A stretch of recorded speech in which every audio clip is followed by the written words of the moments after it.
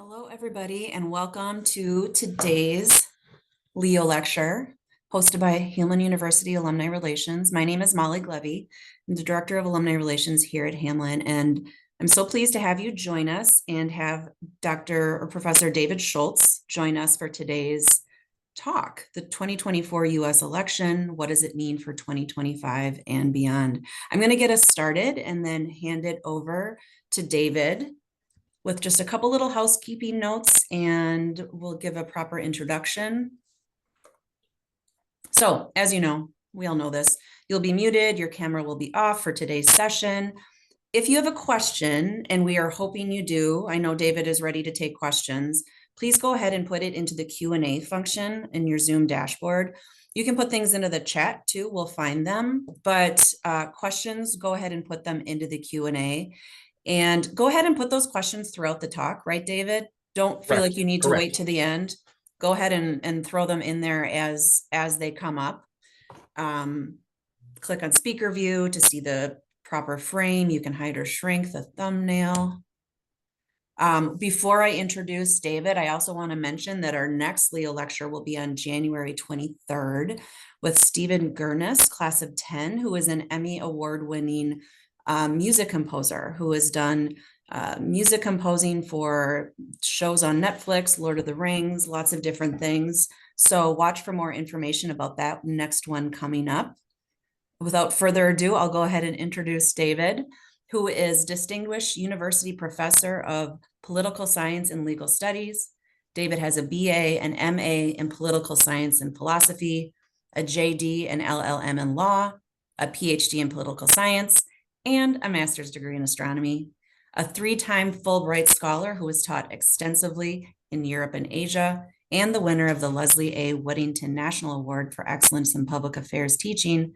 David is the author of more than 35 books and 200 articles on various aspects of American politics, election law, and media in the politics.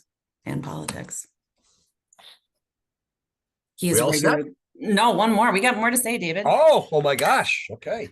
He is regularly interviewed and quoted in the local, national, and international media on these subjects, including in the New York Times, Wall Street Journal, Washington Post, Economist, NPR, and his most recent books are Constitutional Precedent in U.S. Supreme Court Reasoning and Handbook of Election Law, Presidential Swing States. I'm just going to also add that David also, carries quite the teaching load and is in the classroom and wrapping up classes this week. Our students are done with classes today and heading into finals. So it's an exciting time to be in St. Paul's campus. David, all yours. Thank you very much for having me today. Now, a couple things as I get started here.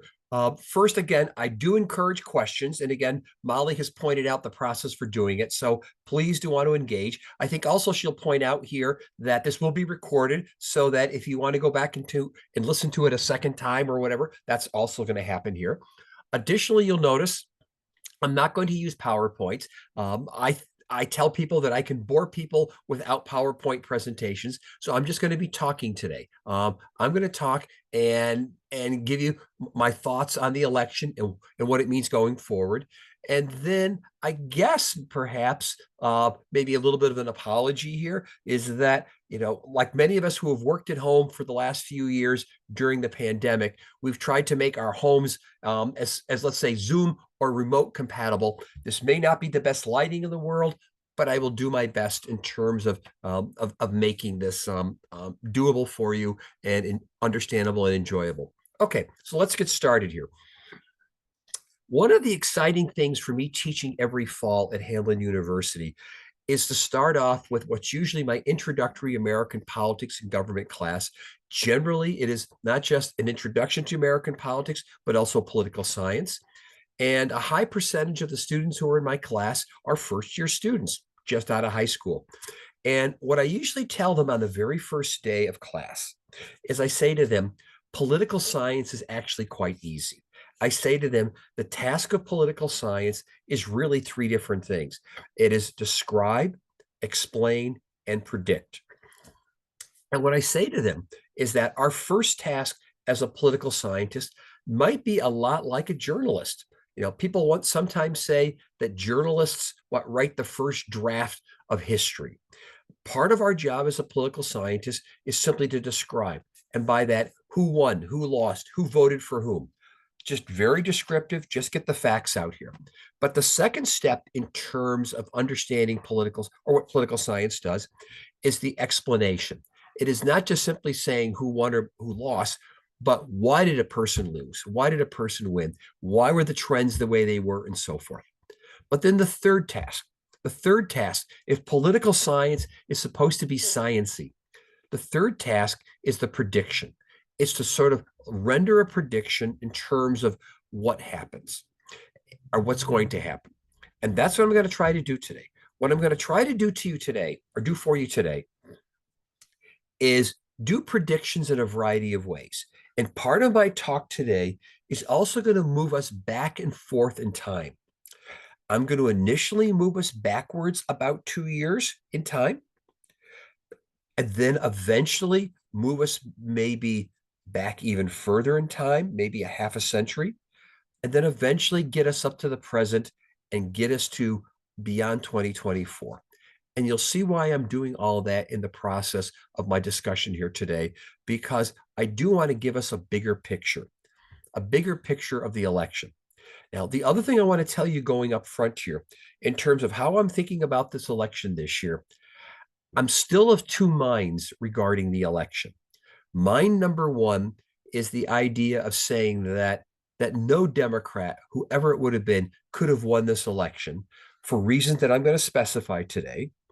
The second is that Harris could have won this election, but for some mistakes that she made. And we're going to try to specify about both of those theories and both of those arguments here. Now, in terms of the latter argument that Harris could have won but for, let me give you a statistic, which I think is quite interesting right now. A statistic that says that as of today, if Vice President Harris had won approximately 124,000 more votes across Pennsylvania, Michigan, and Wisconsin, appropriately distributed, she would be president-elect of the United States. The election really, at the end of the day, came down to about 124,000 votes. I'll point out to you that this is actually fewer votes than I thought this election was going to be decided by, but I will explain that in a few minutes here.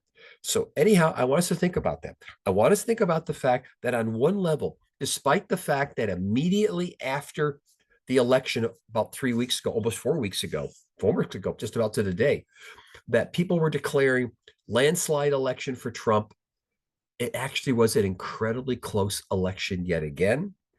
And in the process, if we look at the Senate races, all the critical House races, they all were decided by incredibly small numbers of votes. All right, so now, having set that out here, let us say Molly had asked me, and she might have actually have asked me to come and speak to you folks 2 years ago, roughly about this time, the time being December of 2022. And I was speaking to you, and one of you had asked me the question at that point, so Professor Schultz, what do you think is going to happen 2 years from now in the 2024 election? Here's what I would have told you. It would have been an interesting conversation. Okay. What I would have first told you at this point is that it's going to be Trump running against Joe Biden for the presidency. Now, at this point, you would have been reasonably surprised that I would have said that, but not completely. And the reason why you would have been reasonably surprised by this is that some of you might recall in 2020, when Joe Biden won the election,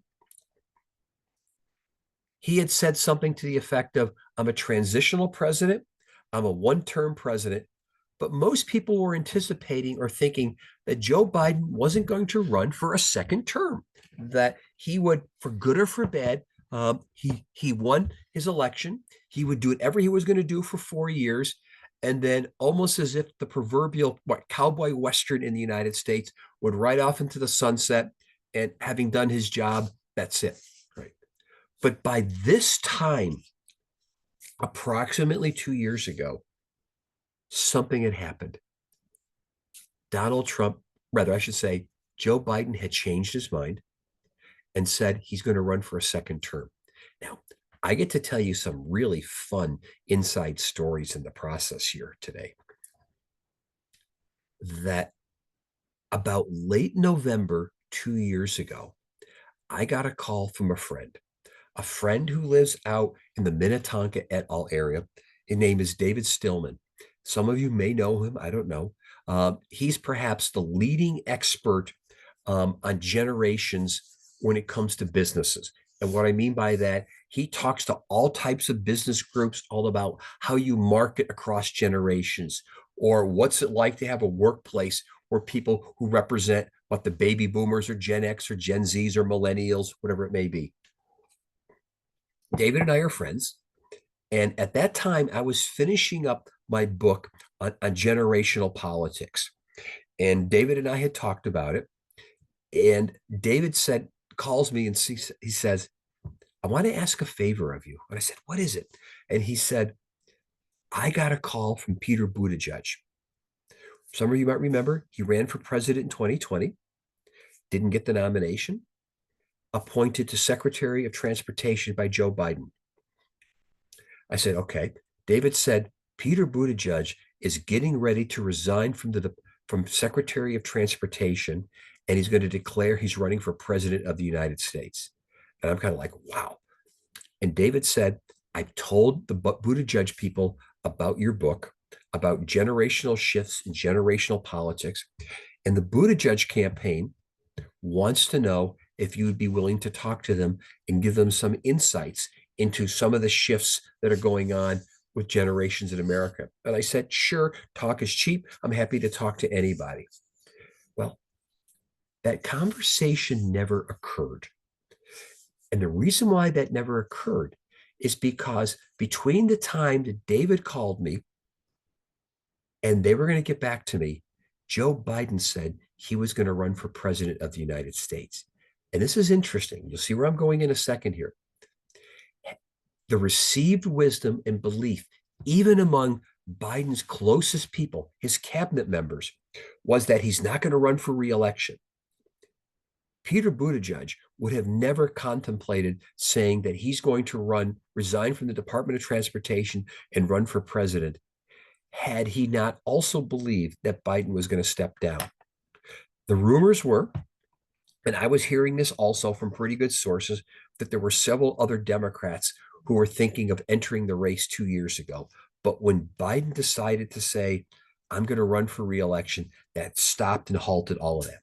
And we may want to think about that, because when we start to think about dynamics or factors that impacted the 2024 election, the decision by Biden to run for re-election caught a lot of people by surprise and could have been perhaps one of the most important or significant factors impacting the 2024 election, assuming Democrats truly had a chance to win. Right. But having said that, by the time we got to about roughly this time 2 years ago, it was pretty clear that it was going to be Trump versus Biden in terms of the major declared candidates. Had you asked me, give me some prediction of what's going to happen, I would have first started off by saying to you, well, according to all the national polls, whether it's the New York Times, Wall Street Journal, whether it is Harris or Gallup, whatever you may be looking at there, I said that according to the polls, the two candidates, Trump and Biden, are locked in a very close race. That in the national polls, you would have Trump generally in the lead by about 2 or so percentage points, with a statistical margin of error in the polls of about 3 to 4 points, which means the numbers could actually be varied by 3 to 4 points, and about 5 to 6% of the voters were undecided. I would have also told you 2 years ago, ignore all the national polls. Because as we know, we don't elect presidents by national popular vote, Because of the Electoral College, our presidential race is really a 50-state race. It is a race to get to the single most important number in American politics, or at least presidential politics, 270. To win the presidency, you have to get to 270 electoral votes. We also know a few other things I would have told you back then about American politics. We also would know that of those 50, of the 50 states plus the District of Columbia, 48 out of 50 elect the president of the United States by winner take all. By that, whoever wins the most popular vote in Minnesota, Nebraska, Minnesota, New York, California, Texas, wins all the electoral votes.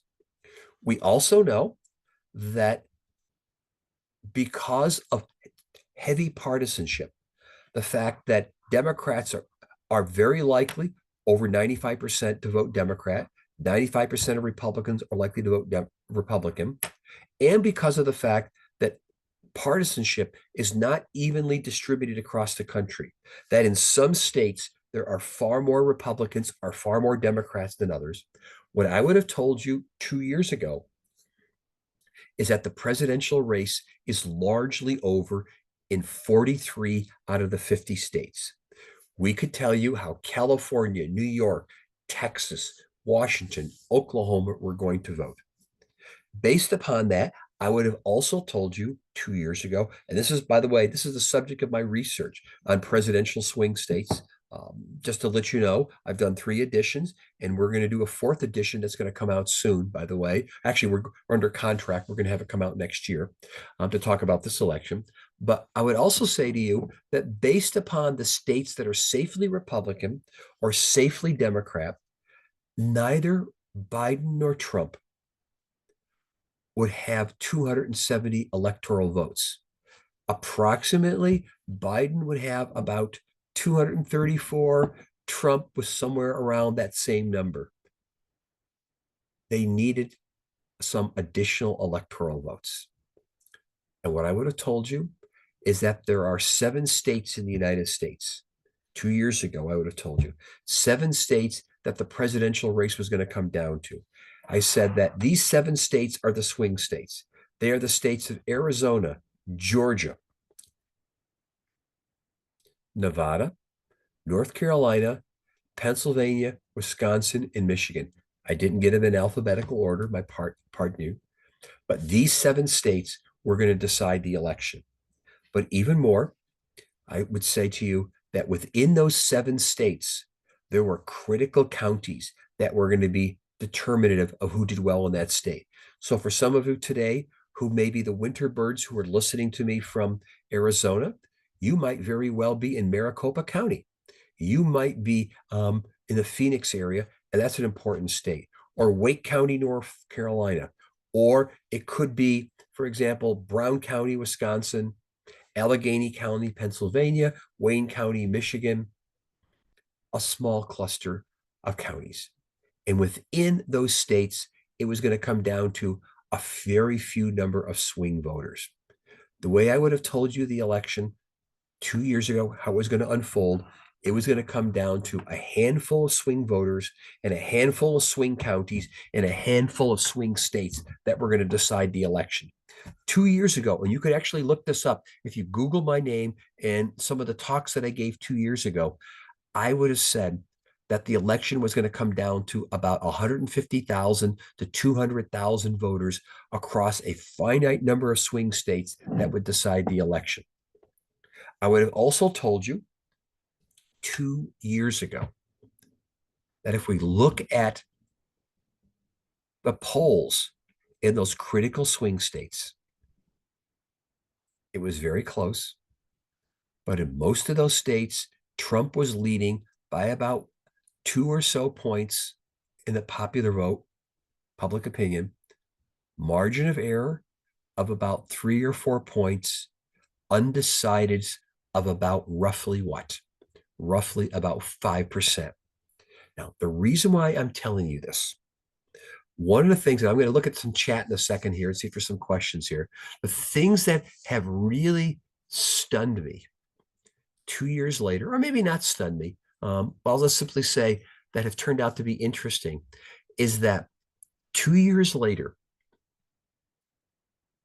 with a brief period of between the Biden-Trump debate and about 2 weeks before the election, this election was incredibly stable. That 2 years ago, it was a slight Trump lead. The beginning of this year, it was a slight Trump lead. Going into the last couple of weeks before the election, it was a slight Trump lead. And with the final election results in, it was the same thing. On one level, this speaks to the incredible stability and polarization of American politics. And even though we had a shift that occurred, and we'll talk more about that in a second here, Biden in, Biden out, Harris in, our governor in, even with all that, public opinion and voting really on one level didn't shift that much in terms of the raw numbers. Eventually, what I am going to tell you, as by way of going forward, is what might be more significant is how the shift occurred, who voted for whom, because I think that's really fascinating in terms of looking at here. Okay, so was the 2020, so let me do a couple of questions here and then get to my presentation again. Was the 2024 election nothing more than white men not willing to cede power to a black woman? In part, I think race and misogyny was an issue, but I also think there were some tactical issues out there that Harris and the Democrats made mistakes on. And I want to talk about those at some point here. And I also want to say that one of the mistakes the Democrats made was hoping that Trump would self-destruct. And we'll talk about that at some point here. Okay. In a day, an age of algorithms determining everything, I see on the phone and the web, it occurs to me that I am influenced directly by views that match our own. To what degree is this statistically proven to be true? If I'm a watcher of CNN, MSNBC, CBS, am I going to continue to see views that match that? Yes, as a matter of fact, you are. I mean, in a different talk, what I would bring up here is about how polarized we are. Again, it's a sort of a quick side here, but it's interesting here. We are polarized, not just in terms of media consumption, but we have evidence that Democrats and Republicans don't like to live in the same neighborhoods. We have geographically sorted ourselves out. We have also sorted ourselves out in terms of the books we read, the restaurants that we go to, the clothes that we wear, the cars that we drive. Let me give you a few examples of this. This is just really fascinating. And this is part of sort of where the state of American politics, campaigns, and elections are right now, is how geography, partisanship, demography, and marketing overlap. I haven't updated it yet this year, but for the last couple of few election cycles, among the best predictors of how people would vote or how areas will vote, proximity to Whole Foods, Chick-fil-A, or Cracker Barrel restaurants. You tell me you primarily shop at Whole Foods, I know exactly how you vote. You tell me you enjoy a chicken sandwich at Chick-fil-A, I know exactly how you vote. Additionally, you tell me you drive a Subaru, I know exactly how you vote. About 3 weeks before the election, there was a great article in the Washington Post that looked at how the Harris versus Trump campaigns were spending money on food. And it found that the Trump campaign spent money for coffee by going to Dunkin' Donuts and going to McDonald's. They were ordering from Pizza Hut. There was a clear pattern. The Harris campaign was going to Chipotle, going to quiche places, going to a difference. We saw clear patterns and differences out there. So this is how polarized we really are. We are living, working, eating, consuming in different places. Jen, just a quick funny aside here. I can't remember if it was 4 years ago or 8 years ago. I was telling my students this story about the idea of saying, politically, we are what we eat, or politically, we are where we eat. And I told them a story about Chick-fil-A. And one of the students in my class raised her hand and she said, "Your theory's all wrong, Schultz." And I said, "Why?" And she said, "Well, there's no Chick-fil-A restaurants in St. Paul." And I said, "Didn't you just prove my point?" I think I did at that point there. Anyhow, okay. Why was Trump the best option to the Republican Party? Why did the Republican not go to a different candidate? I'm not sure he was so much the best option, although he won. But the fact is, he had done an incredibly good job as a former presidential president himself in terms of taking over the party. He has an incredible charismatic following that's beyond partisanship that really sort of attracts him. I want to get to the tariffs and stuff like that later. And let's also maybe talk about a little bit later. And don't let me forget these. If I do forget them, both Dave and Anonymous, come back to me about your questions here. Okay. So where I was, I want to come back to our main thing now. So think about this. Like I said, 2 years ago, I would have said to you, it's a close, tight campaign. All right. Now, I want to now step us back in a different direction. But I need to take us back about 60 or so years, because for a lot of people, and maybe this explains one of the queries I just looked at here, where people say, what, how do we explain Trump? How do we explain the rise of Trump or his loyalty? And I want to take us back in time, perhaps to the late 50s, early 1960s. And there's a couple of things that I think are really interesting about American politics then. And I'm going to use this, by the way, to explain what I call the rise of Trump and Trumpism, because part of my argument is going to be, and this is a structural argument here, is that it might have been inevitable, both in 2016 and in 2024, that Trump was going to win, that the roots or the seeds for his success, if I can call it that, or his victory, are maybe 60 years or longer in terms of having been nurtured. But let us say we were to go back. So I'm going to do a little diversion here. Okay. Let us say we were to go back to about let's say roughly early 1960s. And there were about 2 or 3 things that I want you to think about American politics. One of them is that America was held together by what we call the Cold War consensus. And what I mean by the Cold War consensus is that there was a common enemy that the United States faced. It was the Soviet Union. And that really was a glue that held us together. That despite any disagreements that the Democrats and Republicans might have had, there was a common sort of enemy or common purpose that held the United States together. But in the 1960s, we also would have known that American public opinion was basically a bell-shaped curve. Most of us converged to the center, very few far to the right, very few far to the left. And we would have known that the two parties were ideologically very, very diverse. We would have also talked about, at this point in the early 1960s, the characteristics of the two parties. That in the early 1960s, I would have said to you, well, who's a Democrat? Well, a Democrat would have been working class. It would have been the people without a college degree, perhaps without even a high school degree. These would have been people who worked in labor unions and in manufacturing. Our country was still about manufacturing. We built cars, we manufactured steel, fiberglass, washing machines, television sets, radios. We made things. And for the Democrats, their core base were these working class people who built those type of things. And they could make a pretty good living in the union doing that work. The Democrats were also the farmers. Democrats were winning in the rural areas. Democrats were winning in the South, doing quite well in the areas that used to be part of Dixie. The Democrats were winning over the Roman Catholics, people who were Jewish, and doing reasonably well also in the cities. Conversely, the Republicans would have been the party of the college educated, the more affluent, those living in the suburbs that were emerging.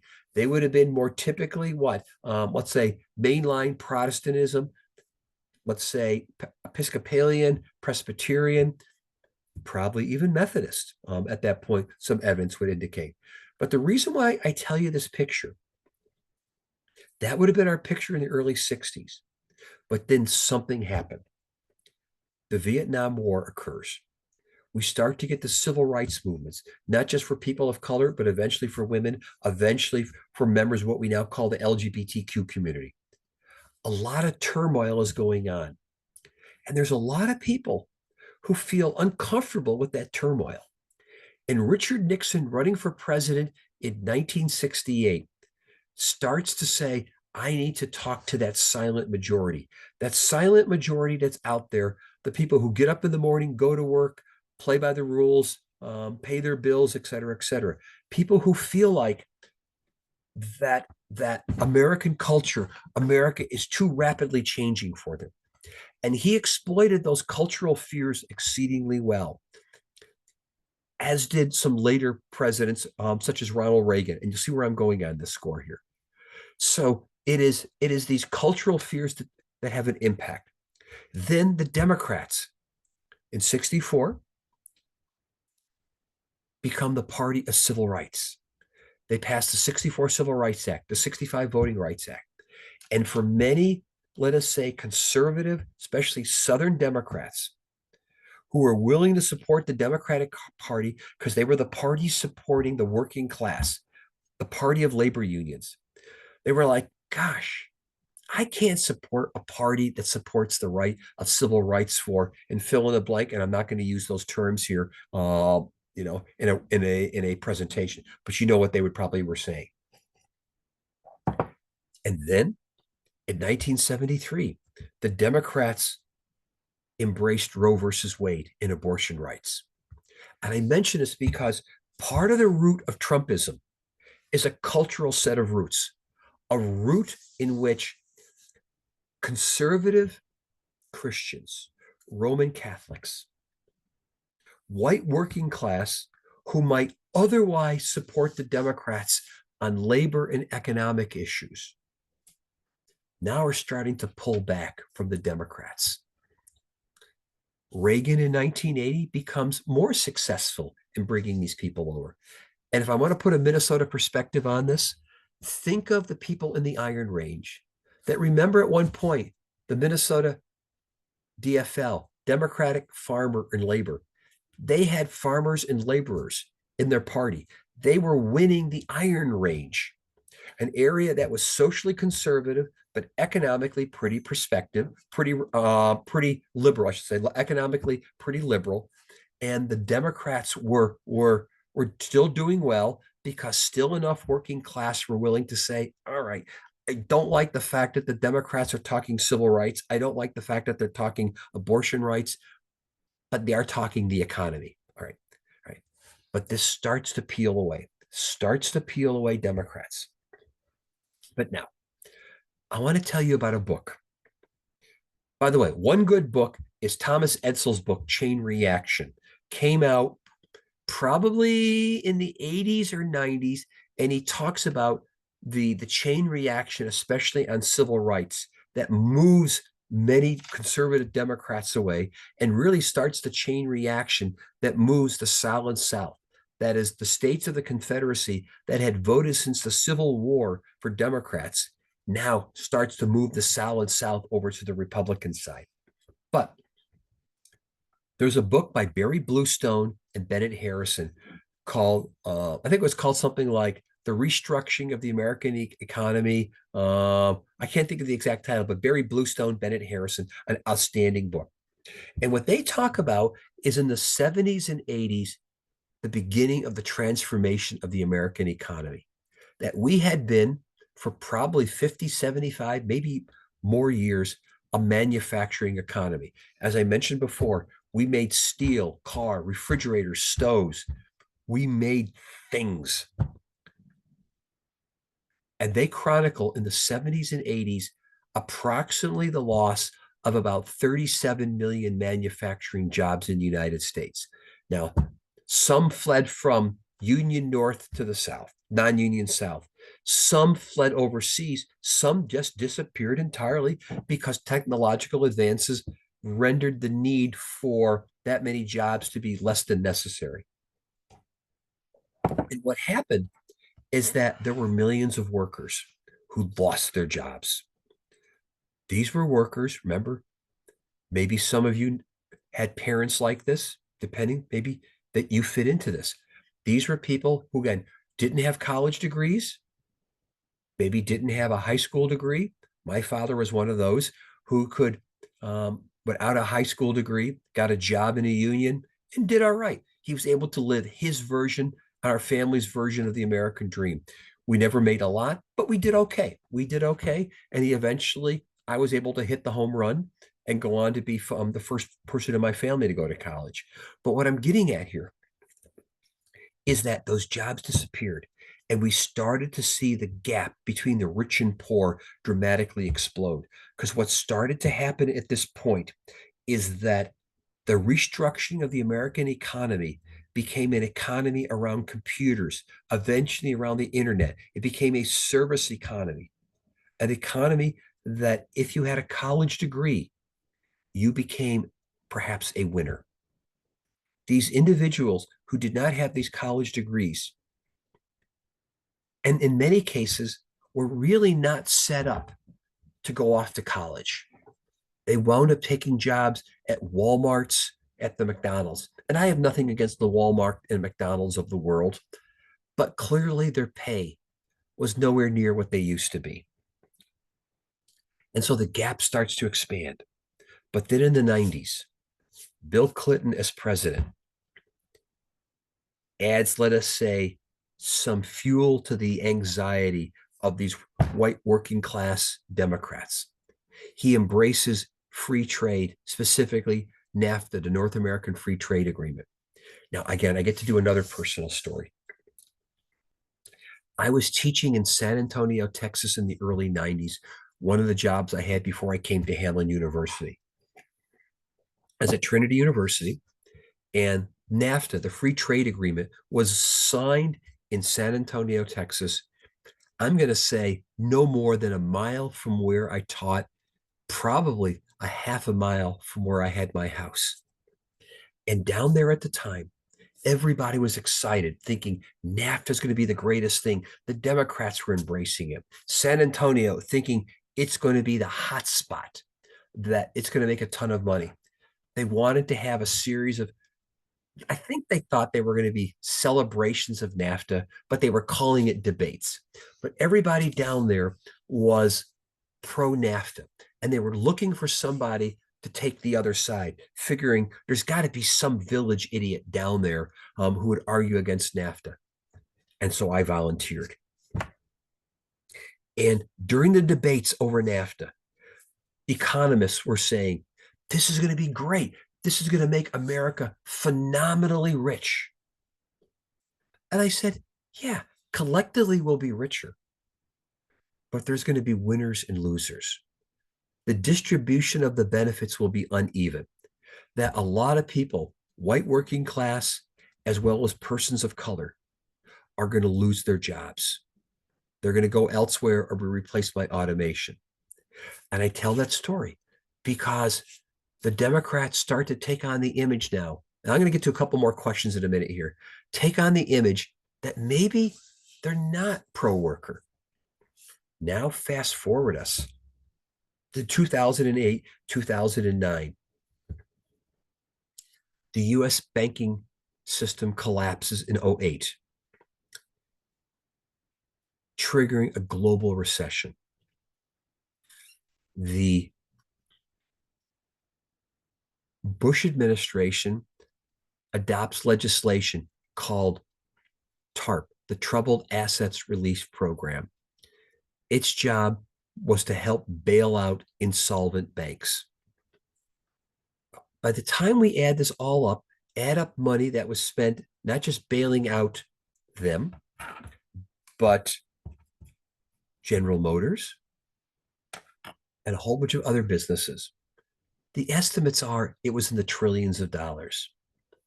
We were bailing out what Obama described as the too big to fail. Again, another quick sort of parenthetical, just funny story if I can tell it here. I also, as many of you may know, my family roots are the Northeast, including family in Vermont. And during the middle of that crisis, banking crisis, my cousin who lives up in Burlington, no, outside of Burlington, calls me and says, "Come on up and visit." And I said, "Why?" And he said, "Well, you own a ski lodge up here, and you should go skiing." And I said, "What do you mean I own a ski lodge?" And he said, "Well, one of the big insurance companies owns um, Stowe ski lodges up there." And he said, "Why do you?" He was obviously my cousin was kidding. He said, "Why do you call the ski lodge and say that as a taxpayer you own that ski lodge and should be able to come and ski for free?" And I laughed with my cousin and said, "Yeah, nice try, et cetera, et cetera." But the point being is, we spent incredible amounts of money, and at one point, Barack Obama's Treasury Secretary Tim Geithner was asked the question, are you going to bail out the hundreds of thousands or millions of homeowners that are losing their houses as a result of the bank speculation and as a result of the banking crisis? And Tim Geithner said, "No, we're not." He said, "One of the unfortunate results of us bailing out the too big to fail is that a lot of homeowners are going to have to lose their homes." The reason why I tell that story, this is partly the rise of the Tea Party, but this is what the Democrats between Clinton and Biden are: the party of free trade. They're the party bailing out the too big to fail. They're not the party that's coming to the working class. Thus, we fast forward us to 2016, that I am going to take some questions here, look at here, is that we have a guy named Donald Trump who for 15 years hones his image on television, who understands politics in the age of what I call politainment, or politics and entertainment merge, who understands how to project. And what he says at his acceptance speech in 2016 at the Republican National Party: the Republicans don't care about you, the Democrats don't care about you. He says, only I can fix your problems. He portrayed himself as the person, as the alternative between the Democrats and the Republicans. And what he did then, and what he did so successful even this year, I may not like his language, I may not like how he says certain things, but the capacity that he has is to speak a language that these white working class without college degrees understand. And that's important. Okay, I'm going to come back to 2016 and then get us to 2024 in a minute here. But let me just see if there's anything here that I really want to address right now, because I think these questions might all fit in a few minutes here.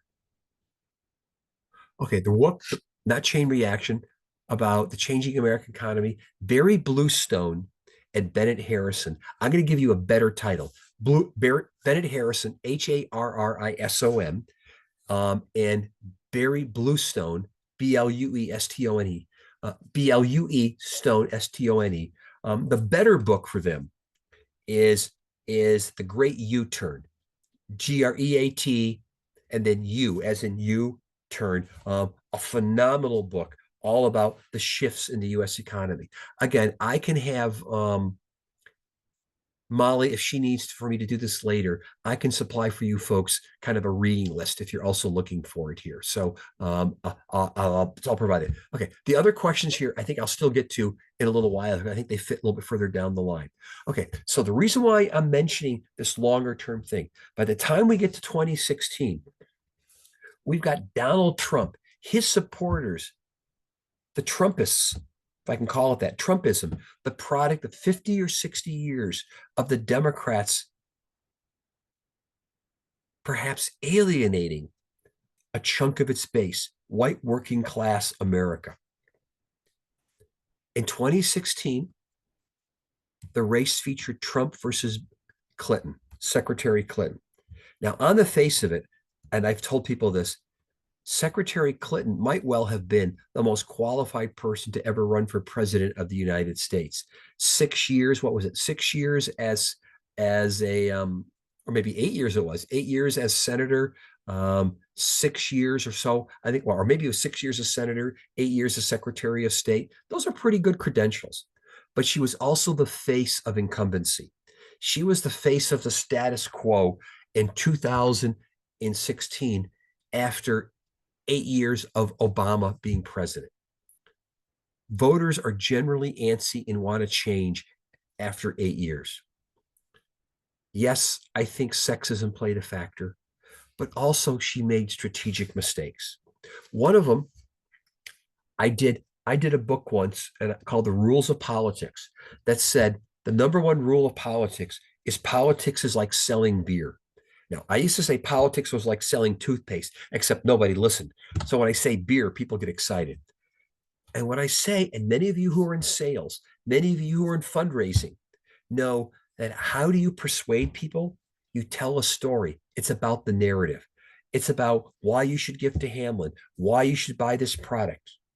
And the reason why I say that is that one of Clinton's major mistakes 8 years ago, she relied upon Trump to self-destruct. Her narrative for why to be president, I'm not Trump, or he's crazy. Her second narrative was, I deserve it. It's my turn. That doesn't work. Her third narrative, I never heard it. Okay. But she also violated another rule of politics. Former Speaker of the House, Tip O'Neill, many, many years ago, says his number one rule of politics, never take a vote for granted. Always ask for those votes. Some of you might recall in 2016, Bernie Sanders, when we still had a caucus in the state, Bernie Sanders beats Secretary Clinton 2-1 in the caucus. Over in Wisconsin, Bernie Sanders beats her in the primary. Over in Michigan, he beats her in the primary. What does she do during the election?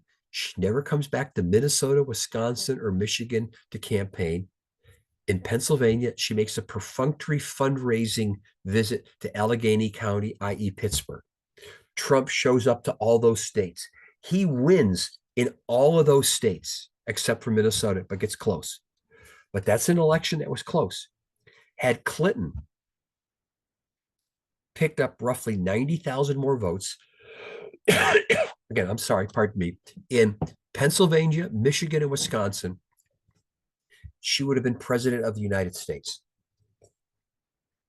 She won the popular vote, but not the electoral vote. There's also a book called Shattered, and I'm forgetting the authors. Two journalists embedded in the Secretary Clinton campaign that covered her across the country. And it's, I still think, the best book written about the 2016 campaign. So Trump wins.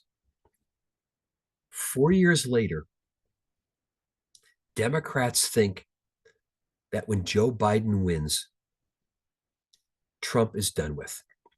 Now, for those of you who are vampire fans, maybe I'll use the metaphor, sorry, of the vampire.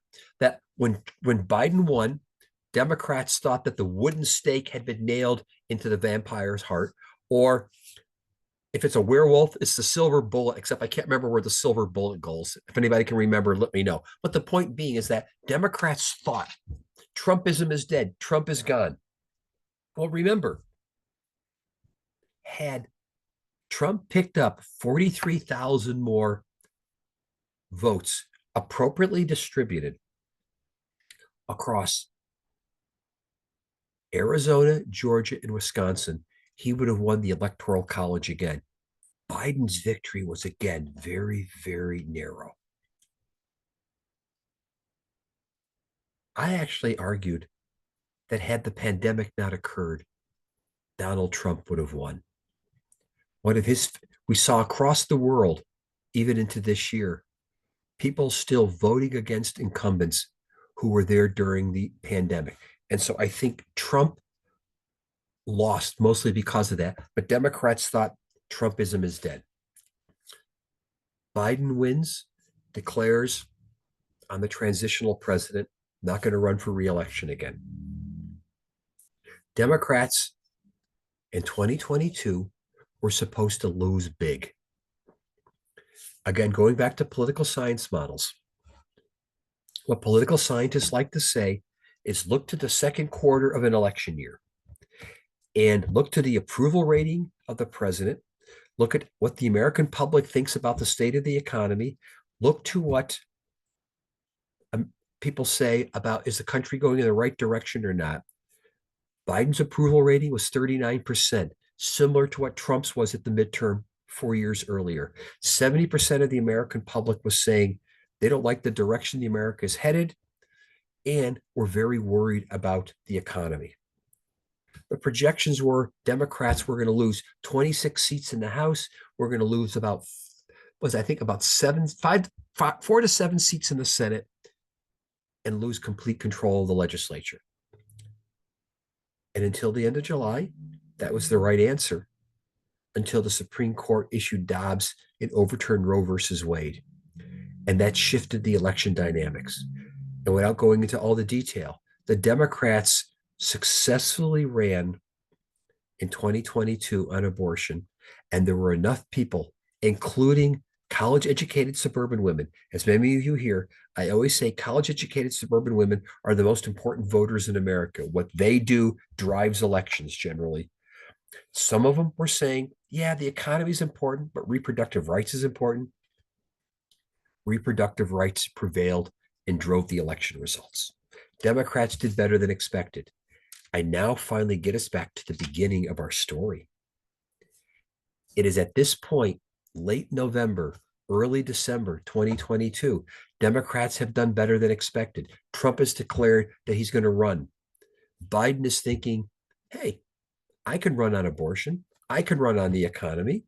I can run on the fact that we did better than expected in the midterm elections. I'm going to run for president again. Now, at the beginning, I told you what the polls look like nationally and what they look like in the swing states. Take us back to the beginning of this year, January of 2024. Just as the primaries were beginning, both Trump and Biden looked like they were the favorites. Polls, national polls, and the critical swing states were suggesting a slight Trump lead in both. Both Biden and Trump basically blow through the primaries, get the delegates they need. No surprise. Early June of this year, same thing. Polls are saying close national race, close in the critical swing states. But then it happened. June 27th is when Biden and Trump campaign, or not campaign, when they debate. And we'll just simply say the debate was not one of Biden's more stellar performances. It raised pre-existing concerns that had already been there about his mental acuity. A quick story here is that about a year ago, I love this. About a year ago in the fall, 2023, one of my female students in my introductory American politics class, we were talking about the presidential race, whatever it may be. And she starts off by saying, I have a grandfather who's exactly Joe Biden's age. And I'm like, okay. And then she said to me, my grandfather has good and bad days. And many of you know what she was referring to. You know, some of us who've got elderly or know other people who are parents, who are elderly parents, or like that. We know what they're referring to when they say good and bad days. And I said, yeah, okay. And she said, we only see Joe Biden on his good days. What do you think he's like on his not so good days? And I thought, oh my God, she nailed it on the head. She caught that concern that many Americans had that was only confirmed at the first presidential debate. But even before that, again, still going to the second quarter of this year, Biden's approval rating was only about 39%. 70% of the American public was saying country's going in the wrong direction. There was strong indications that the public was worried about the economy. Biden is saying, for example, the economy is fine. We've got record growth. Wall Street's doing really well. The inflation is coming down. Unemployment rate is down. Public isn't buying it. But there's a period between June 27th, that first presidential debate, and approximately 2 weeks before the election is where all the volatility occurs. Because think about the story that I've been telling you so far. From December 2022 till June of 2024, pretty much nothing has changed in terms of the polls and the numbers.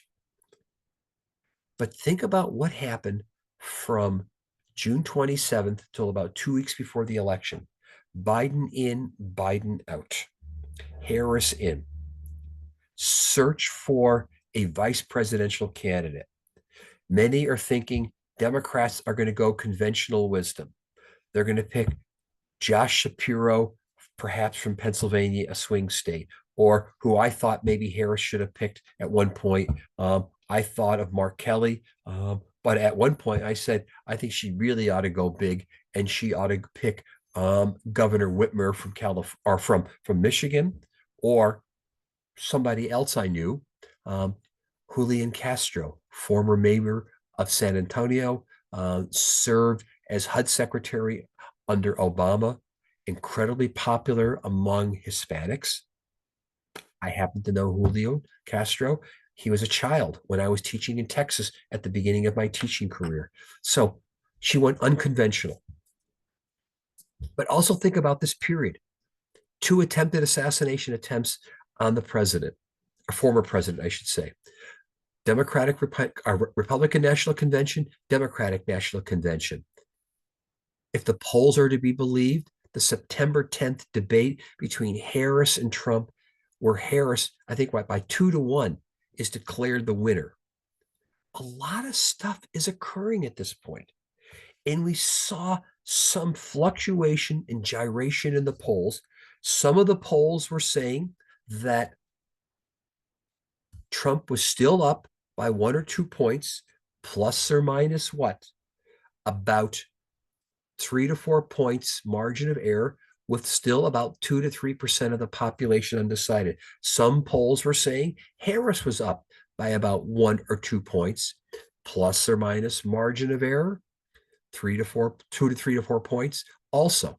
So again, polls were fluctuating, but fluctuating within the margins of error. And during this period, it does look like potentially, this is why I'm of two minds. It looks like potentially there are things that Harris could have done to maybe have won this election. Now, again, I'm not going to discount the fact that race and misogyny were factors. I think they did. However, I still think Democrats were banking on Trump self-destructing, court convictions, or all the statements that he was making, we're going to bail them out. Harris, like Clinton, violated a cardinal rule of politics. She never articulated, I am running for president because. It was always because Trump was awful. Hoping that people will vote for you because the other side is awful isn't going to work. But additionally, and this is where it resonates, I think, with the white working class. And I'm going to say not just the white working class, but eventually with a whole range of voters. When Biden was still in the campaign, he kept saying the economy's doing well, referring to how well Wall Street was doing. Stock portfolios look great. Wall Street's doing well. But and maybe, although I would question it, maybe Main Street was doing well. And what I mean by Main Street, where the businesses are. But if we think of the places where people live, the Oak Streets, the Elm Streets. The economy wasn't doing so well. As I describe it, it was about milk, bread, and eggs. That the average voter was looking at how much more expensive milk, bread, and eggs was and saying, gosh, I'm paying so much more now than I did before. That's what they were thinking about with the economy, the pocketbook type of issues that were out there. Remember James Carville from the 90s, the Clinton advisor who said, it's the economy, stupid? Yes, but it's the pocketbook that's really the issues. Again, a personal story. Some of you know that just maybe about a mile south of Hamlin is University Avenue, where Cub has a store there in the Midway section. And it was about maybe 2 weeks before the election, maybe 3 weeks. And on the way home from school, I stopped at Cub. That's my grocery store of choice. And I wanted to pick up a couple of items. And in front of me was a woman, and her profile is important. She was maybe 30-ish, 35, Hispanic. She had just bought 6 containers of dried infant formula for her baby, and the cash register rang it up, and it was about $140. She looked at it. I looked at it. Everybody looked at it. Was like, my God, this is an incredible amount of money for infant formula. She looked at it and she said, I can't afford this. She put it back and she bought a big carton of ramen noodles. Certainly not what you want to feed your baby or your family. And she walked out of there, and I thought to myself, if this woman votes at all, she's not voting for the Democrats. She's not voting for Harris.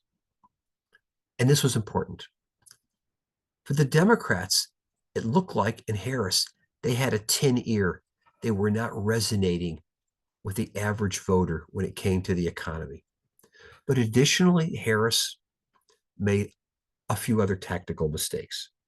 She went on places like CNN, Fox, The View, mainstream broadcast television to reach people. And that's not where voters are anymore. They're on podcasts, they're on the social media. What's that great line for people in business, in marketing? I know half of my marketing budget's a waste. I just don't know which half. She opted for the wrong place to go. But to me, if she could have saved her campaign, if short-term tactics could have changed things at all, 2 weeks before the election, she was on The View. Some of you know The View. It's what Whoopi Goldberg and a few other people, kind of a daytime show, mostly for women, not exclusive, but mostly for women.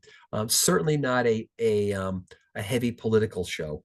And at one point, she was asked a question that is Vice President Harris, if you were president, what would you do differently compared to Biden? And she kind of said, I think she said, I can't really think of anything I would do differently. That was fatal. At a time when people wanted change, to say you wouldn't do anything differently, you didn't distance yourself from the president of the United States who was unpopular. This was not a good move. And we could almost see from that point, any momentum that she had in the polls came to an end. And in the closing 2 weeks of the election, undecided voters started to do what undecided voters do. They decided. Some of them decided not to vote. And in this election, there was, for example, across the 3 critical swing states of Pennsylvania, Michigan, and Wisconsin, over 200,000 fewer voters than there were 4 years ago. But generally, I argue this, among swing voters, if swing voters decide to vote, what they will do is vote at about a 60-40 ratio against the incumbent. And when the dust settled, that's what happened. The undecided voters voted against her. Many voters chose not to vote for her. We had lower voter turnout this time than before. And the story that I'm telling you here, on 2 different tracks, and I'm done in a couple of minutes here to open it up for Q&A here, and I'll get to the ones here first, is that on one level, I'm still of a mind she could have won this, but for some mistakes. But on another level, the loss of working class America, white working class America, was what, 50 or 60 years in the making. The Democrats had narrowed their base more and more. Think about the state of Minnesota, 87 counties, that Biden only won 13 counties 4 years ago. Harris, with our governor on the ticket, only wins 9 counties. The Democratic base is collapsing geographically and by persons. All right. So now I'm going to tie one more thing in here.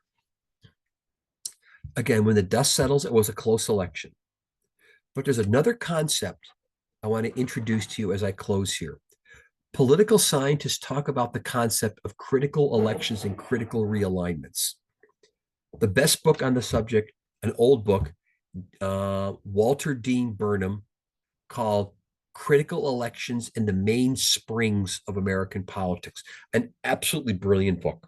I like it because what Burnham does is what I do, or that's what I like because he does what I do.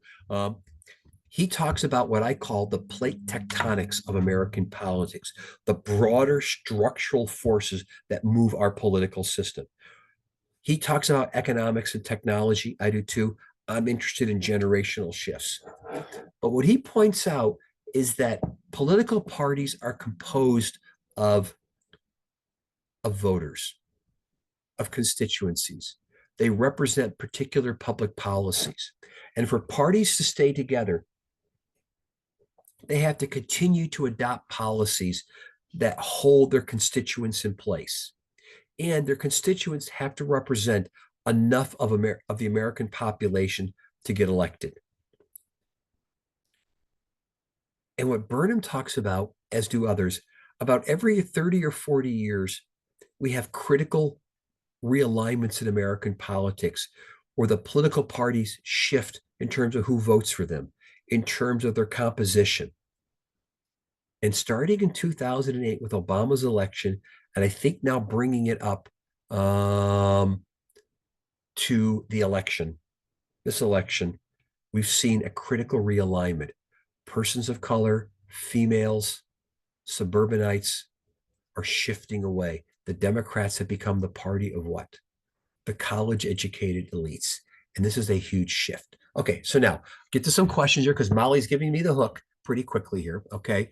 Do you think Biden would, if he had stepped aside earlier and allowed for an open primary process, would have resulted in a different nominee? Potentially, yes. Because if my story that I told you was correct here, is that Buttigieg was thinking of running 2 years ago. I heard again Gavin Newsom, Governor Whitmer. I heard a few other names. Who knows what would have played out during that time period here? So I think we might have gotten a different result. Now going a few others here and watching Trump's rallies newscast. Do you ever get the feeling it was a replay of Hitler's Nazi rallies in Nuremberg in the 1930s? Well, clearly there are many people who want to sort of, look at the parallels between Trump's appeals to nationalism and so forth.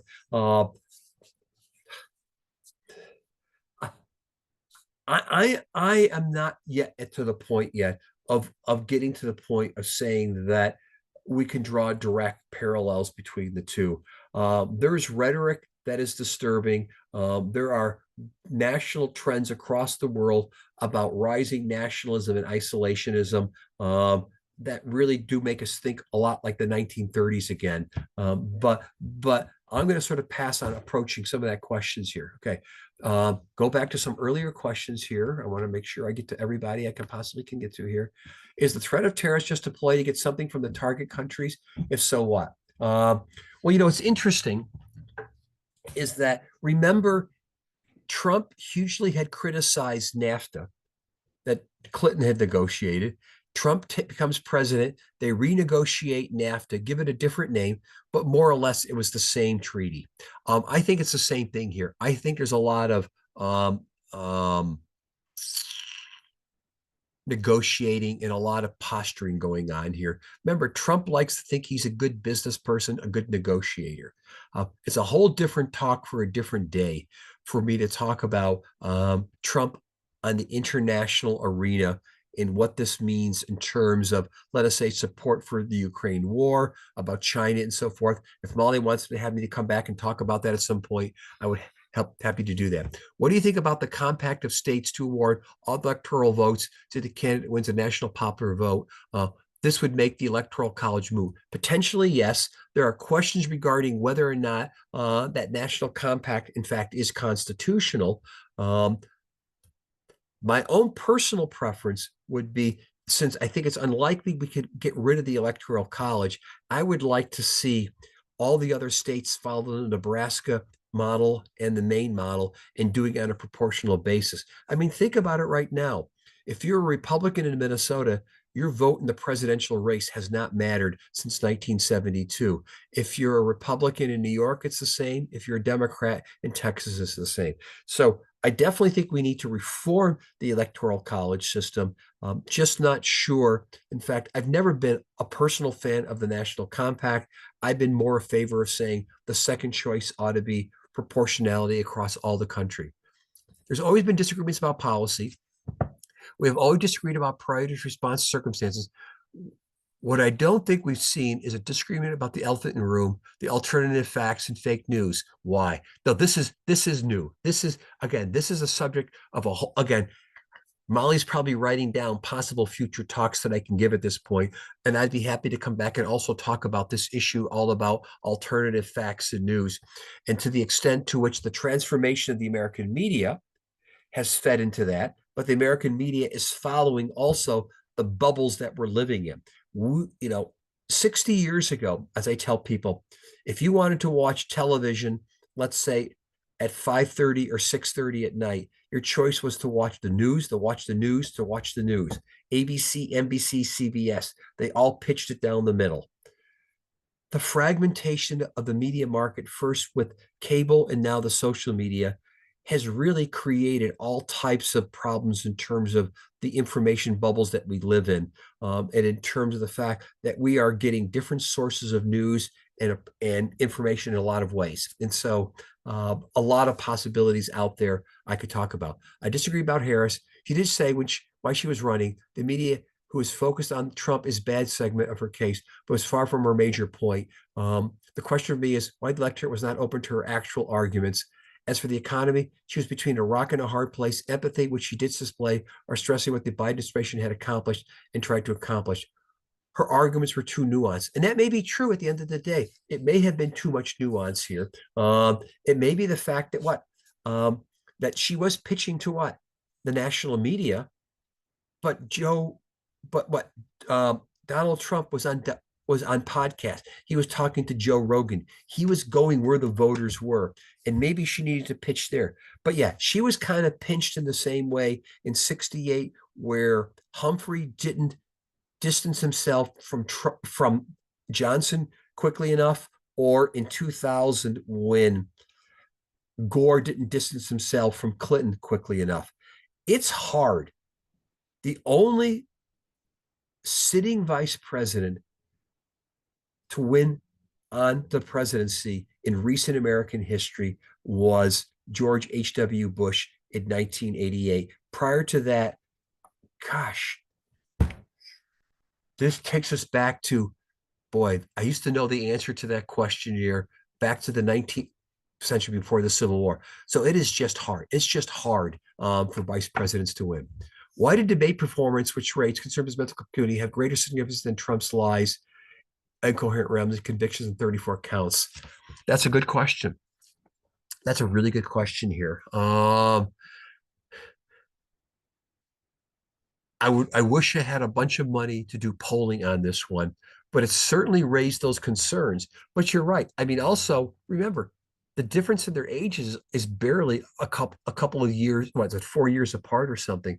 But for some reason, the Biden age mental acuity issue, and maybe it's because of what my students said.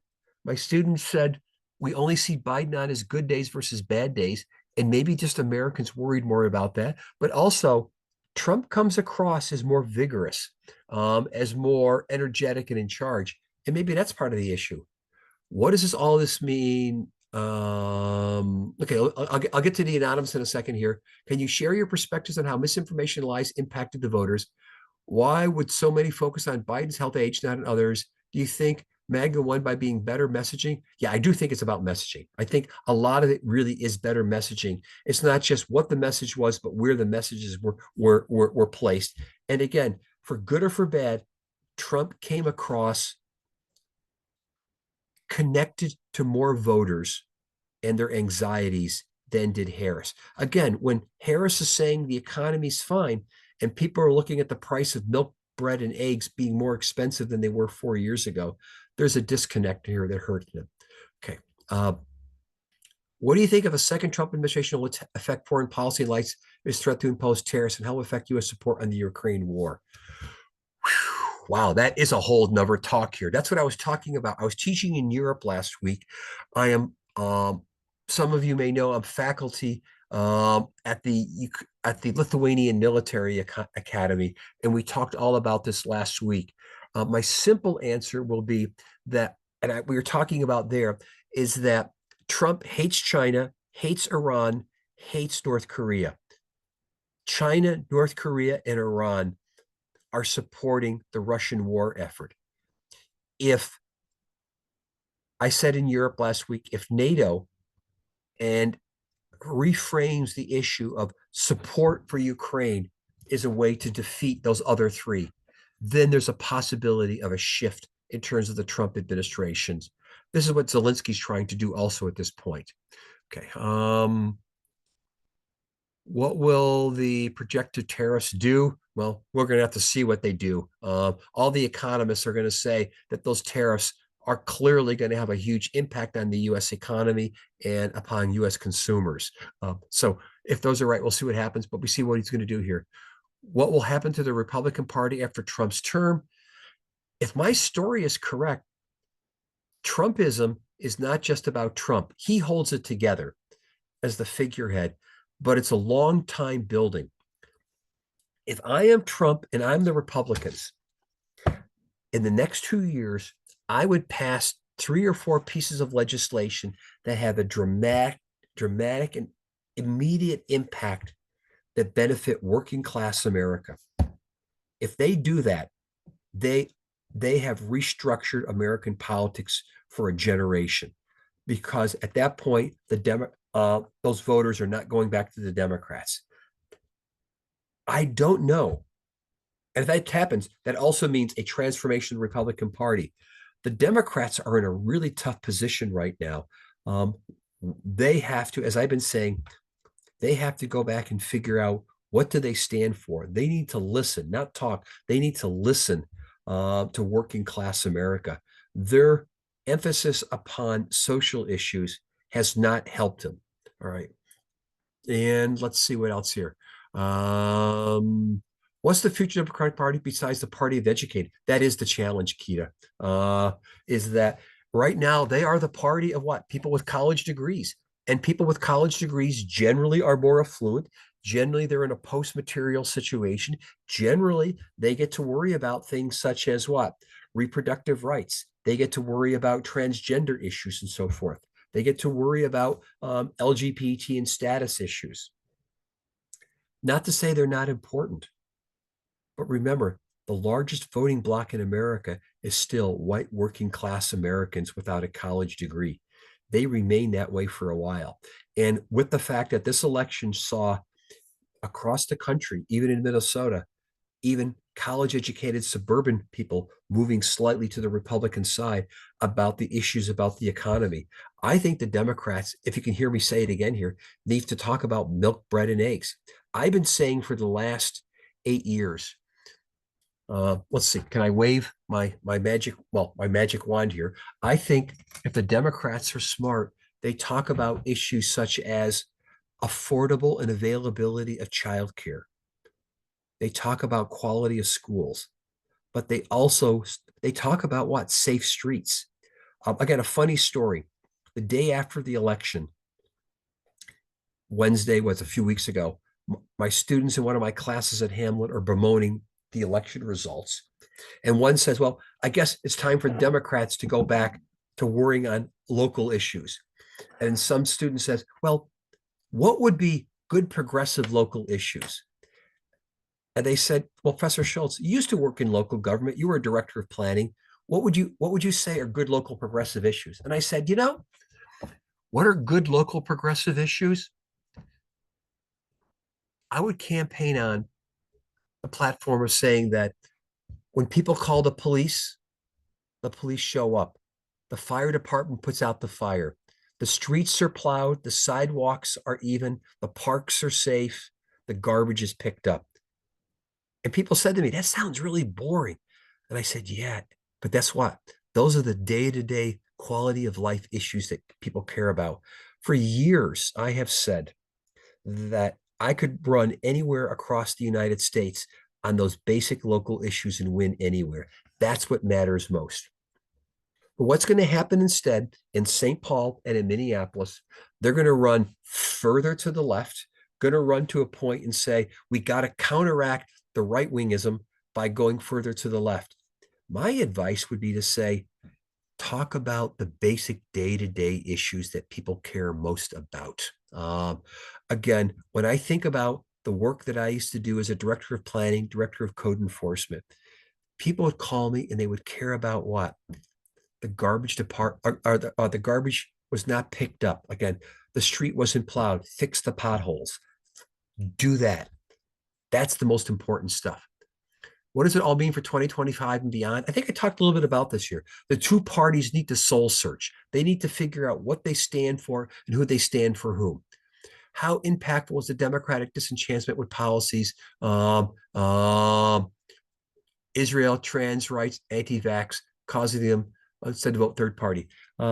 They did lose votes. Now, third party wasn't too significant, but in places like Michigan, which has the highest concentration or density of Arab Americans in the country, I do think the Israel stance was an issue.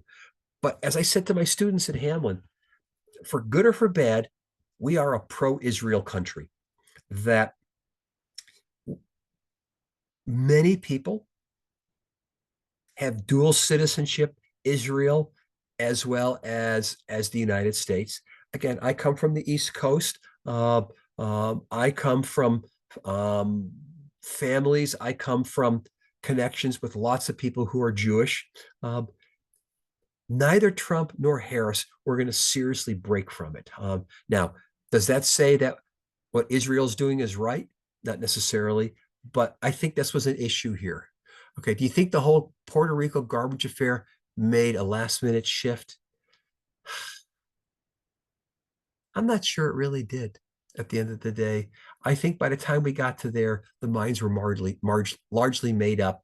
I do think by the time we got to the interview on The View, things had already frozen at this point. But again, if my longer term argument is correct, I think there was never a chance that Harris or Biden were going to win this. Can you share your perspectives on if this election was more of a culture war versus election on policy? It was a culture war. It was less about policy. It was more also about what? The polarization of American politics, which has largely frozen our electorate into place. Do you believe that Walz's approach of making social issues more grounded in neighborhood, suburban, working class settings, an effective route for Democrat Party to take? I actually think the more effective move to take is to adopt policies that impact how middle class America was affected. 2 days after the 2022 election, when the Democrats won the trifecta, I was giving a talk in St. Paul. My job was to first describe just what happened in the election. Remember, describe, explain? And Waltz had one of his commissioners get up and she said, we won big. We have 17 billion in the bank. We're going to go big and we're going to go home. And they did. They spent $17 billion. Maybe with the singular exception of free meals in schools. Can any of you name policies or programs where that $17 billion was spent to help middle-class Minnesotans? I can't. That was a problem. I think the Democrats need to show things that if they want to win, they've got to figure out who the voters they want, make sure those voters are the majority, and adopt policies that actually benefit them. Could Biden preemptively pardon all those who Trump has threatened to prosecute, then resign the presidency a few days before Trump recommended making Harris president, then have her pardon Biden? In theory, yes, all that could happen. The one thing I'm concerned about, and I saw an article, what was it, in the Washington Post? I think it was reposted in the Star Tribune a few weeks ago that said Biden should step down to make Harris president so we have the first female person of color president. And I read that piece and I thought, that is pure tokenism. That is basically saying women and persons of color cannot win, or female persons of color cannot win. And the only way it can happen is that way. And that may be exactly the problem that we have to deal with here, is the fact that we can't have it be, and this is my view, it can't be all about identity politics. I think this election was about what? This election was about saying that the bread and butter issues of class and economics still matter. All right, so now it is 12:59. Molly, have I done my job? Have I got us to the point where we're done in time? Yes, thank you so much. Yes. Okay. So we're going to send out a reading list. Good. And we are going to send out for everybody, we'll send out a link to this whole conversation. And we will do that. We will do that probably yet today, depending on David, when you can get me those names of the books, then I'll send them out to everybody. Sure. Okay. Thank you so much. Thanks everybody for being with us today too. Yeah. Yeah. Thank you for staying. We had literally hundreds of people register for this, and we still have over 100 people who are with us right now. So clearly an important and interesting topic. David, thank you again. My pleasure. I did take notes about other topics. So you'll hear from me again. Great. All right. Talk to you soon. Thanks, everybody. If you're in Minnesota, stay warm. Yes. Bye-bye. Bye.